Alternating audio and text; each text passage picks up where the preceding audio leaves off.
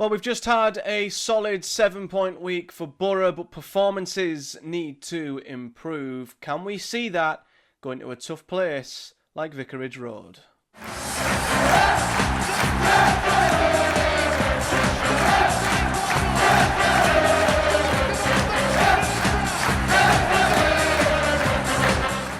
What is up, guys? Welcome back to another episode of the Project Boro Preview Show, and today we're looking at Boro's next game in the Championship. As always, we're looking at Watford. And of course, Boro head there off the back of, on paper, a decent week. 7 points from 9 from Ipswich, Sheffield and Wrexham. I think a lot of Boro fans would have accepted that leading in to the week. But of course, performances towards the end were a little bit disappointing, and I think it's not the result that's disappointed Boro fans. I think the 7 points are absolutely fantastic.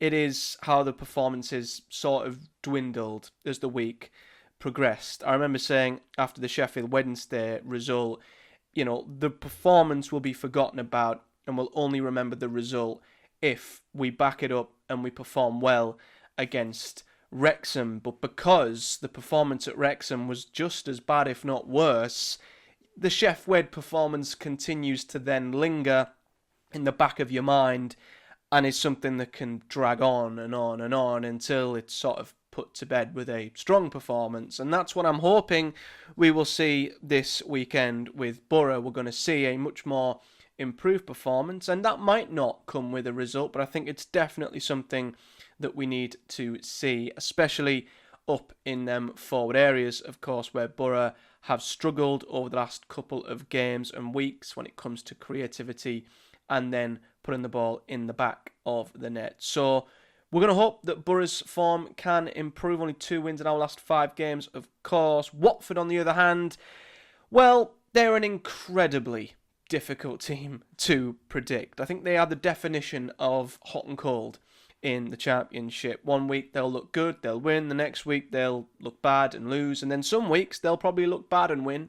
And then others they'll look good and lose. You cannot predict what is going to happen at Watford from one week to the next, both on the pitch and off the pitch. And you can see that by their last 5 games. The form table reads draw, win, win, loss. So you just don't know what you're going to get with Watford on any given day. There is every chance they could rock up at Vicarage Road, play Boro off the park and be amazing at the weekend, or they could be defensively awful like they were against Coventry last week, and they could present Boro with some real opportunities. But then saying that, against Coventry, they should have been in front early doors. So they are a team who have good individuals. They are a team that is more than capable on their day to pretty much beat anybody in the Championship. But it is, as always, with mid-table Championship sides, all about the consistency of the team. And that's the one thing Watford lack in all departments when it comes to stability. They've already been through,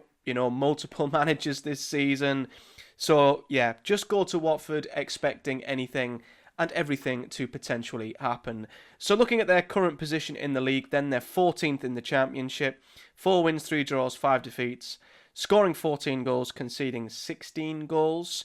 I think that is a slight false position. I think Watford are better than that and probably have been better than that. They're definitely a side who I think can get their act together and possibly be a playoff challenger this season. But the one thing that they have been consistent with of late is their home form. Even though their results have bounced here and there, up and down, they've actually been pretty good at Vicarage Road. They've won their last 3 home games in a row.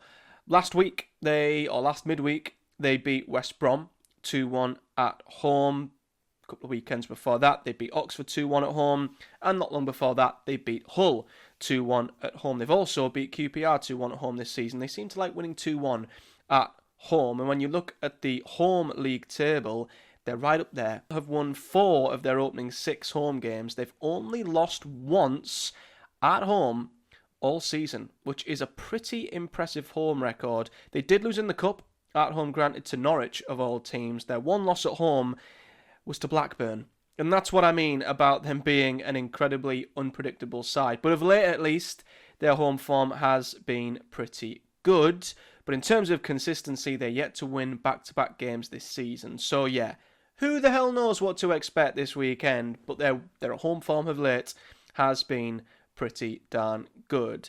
Taking a look at their numbers, both going forwards and backwards, they've underperformed in most areas, I would say. They're joint 10th for goals scored, so they're just about a top half team when it comes to the number of goals that they've scored this season. 14 goals scored, which, isn't bad, but they are certainly underperforming that because they actually have the 5th highest XG in the Championship. They're right up there with some of the best creators in the league. Coventry, of course, are top with Southampton and Ipswich, who are also huge underperformers. I mean, especially Southampton, it's ridiculous. But Watford are underperforming their XG by over 3 goals, so they should have more. They are certainly decent creators, and they've also been pretty good in some of the departments as well. They love a shot on target. They've had the 4th most shots on target this season and are in the top half for big chances as well. So not an attack that Boro should take lightly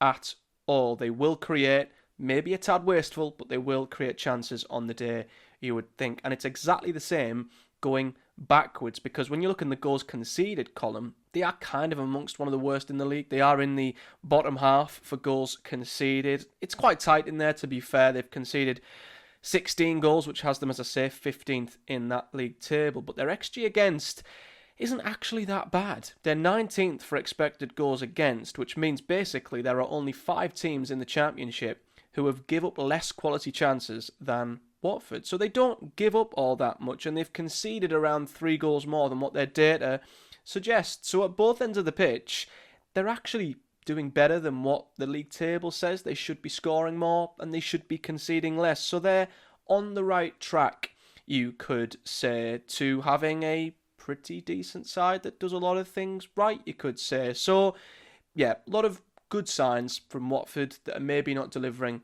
on the pitch right now. Will they deliver at the weekend? Only time will tell. In terms of the team, in the last game, they did play with a 3-4-1-2 formation. So another side that we'll see who plays with wing-backs. In that game against Coventry, there's been a running theme of late that the team Boro are coming up against often have a man sent off the game before.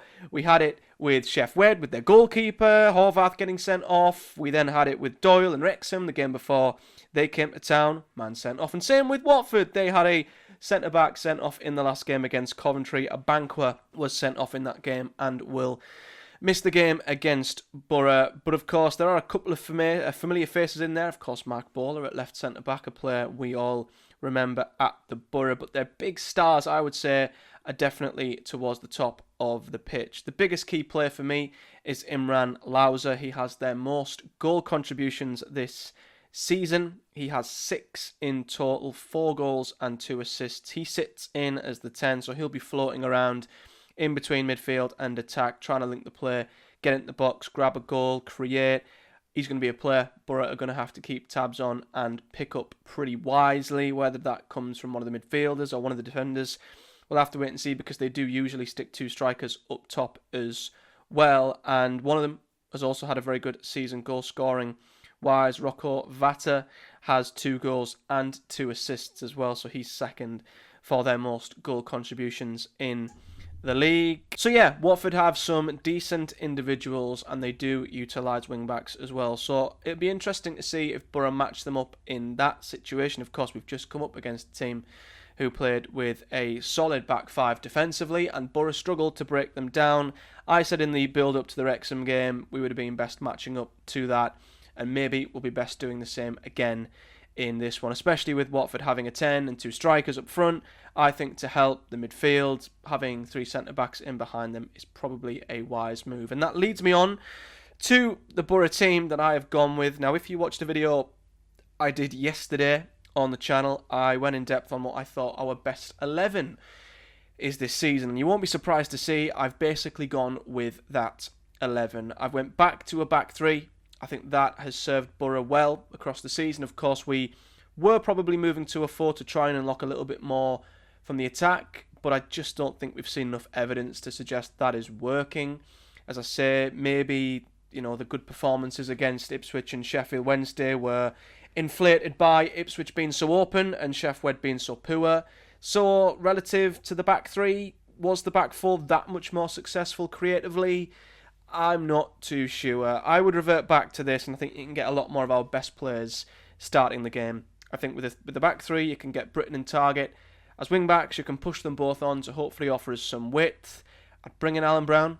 I'd certainly bring him back in for Aidan Morris. He's just been fantastic the last 2 or 3 games and was great again off the bench in the last game against Wrexham. And then you go with the 2 10s. And the reason I've gone with the 2 10s is because, well, in a 4-2-3-1, Boro have absolutely no width whatsoever. You've got Bergzorg and Whittaker, who are probably the only 2 players in them positions who can start right now. And I don't like either of them starting for Boro in the Championship, if I'm honest. I think they're both impact players at the very best. And that is as far as it should go for me. I don't think we've got the personnel to effectively play with a 4-2-3-1. I think we've got a lot of players who can play in the 10. And I'm at the point now where I just want Boro to stop tinkering. I want Rob Edwards to stop tinkering, pick a 3, and let them have a few games together. Because the likes of Strelets and Nipan will not adjust to the Championship, its physicality, if they're not given minutes. And if they're in and they're out, and they're in and they're out, they're never going to get that continuity, the playing time consistently to really get a grip of this league. So for me, the best way to get them up to speed is to play them as much as you can. Obviously, they might need subbing. Tactically, things might need to change, and they might need a little rest here and there. But for me, if you can start them, I'd start these 3, and I'd have Nipan and Strelets in behind Tommy Conway, who is undoubtedly our starting number 9. He offers us fantastic energy at the top of the pitch. He triggers the press, and I think his energy sort of trickles back through the Boro team, and I think is contagious amongst the side. So I think he just sets the tone up the top of the pitch, has to start for me. The only thing I would like more from Tommy Conway, it's not his work rate. That's fantastic. His pressing is great. We need more goals. His finishing in recent weeks has been very disappointing, but a goal can change that. And again, the best way for him to get that goal is to start. So if I was Edwards, I'd pick a 3, and I'd say go out there and basically take the shirts and keep them, and I would go with Nipan, Strelets and Conway. The player I'd maybe bring in is Riley McGree. Now, I wouldn't start him. A lot of people have been calling to start McGree. I wouldn't throw him in from the start. We have to be very careful with how we manage Riley McGree, and it's a lot different training to what it is on the pitch in the middle of a game. But what an option he could be to bring on for Strelets or Nipan in the 10s if things aren't quite working and we need someone to come in who knows the league. So Riley McGree is an outstanding option. And then if you want to fall back on Hansen, you can. For me, Whittaker and Bergzorg are absolute last resorts when it comes to Boro's attack. So that's the 11 I would go with for Boro, and finishing, as we always do, with my prediction. Now, back when me and Chris did our initial predictions of this block of games a good few weeks ago now, I said that we would go to Watford and draw. And I've seen nothing to suggest that my mind will change on that, I'm going to be honest. If anything, Boro's performance levels have dropped off since then, and we probably have more reason to be a bit concerned about Boro at the moment with how we've been performing. But yeah, going to Watford and winning, I'm not quite that confident. And I think that was before I looked at Watford's home form. Once I saw their home form and how good they've been at Vicarage Road, I thought, yeah, that's actually a lot tougher than even I thought at first. So as much as I think we could probably do with a win to keep up with Coventry and keep some of the teams below us at bay, I think we'll draw. I do. I think we'll draw. I'd be surprised if Boro's front 3 clicked straight away. Hopefully we'd start to see a few little tidbits, the start of something there in this game. We might see a few good signs. If it does click straight away, fantastic. We might go and win the game. But I think it still might be a little bit of a struggle for Boro offensively. We might start to see a few strands that work, but it's going to take time. And that's why I would like Edwards to go with a 3 and go from now. So I think their home form, they've got some good individuals. Boro's performances haven't been great of late. I think with Watford's home form, I'll go with a draw. I'll go Watford 1, Boro 1. And I think we could probably do with a win, to be honest. If you want to fight for top 2, you need to be winning most weeks. And I don't know at the minute. I'm not too sure Boro will win this game because Watford can be good on their day, and they looked very good against Coventry last week. despite the scoreline. So let me know your thoughts, feelings and predictions in the comment section below. Leave a like on the video if you've enjoyed it. Subscribe for more as always. And comment below your thoughts and predictions. You can listen to these, of course, as always, on your chosen podcast provider. Linktree is in the description, as is a link to my gaming channel, where I am currently in the midst of an FC26 career mode with the Boro in the Premier League. So check that out if it interests you over there. But until next time, guys, take care, and I'll be back at the weekend to review, hopefully, a positive result for Boro at the Vic. But until then, take care, and I'll see you all in the next one.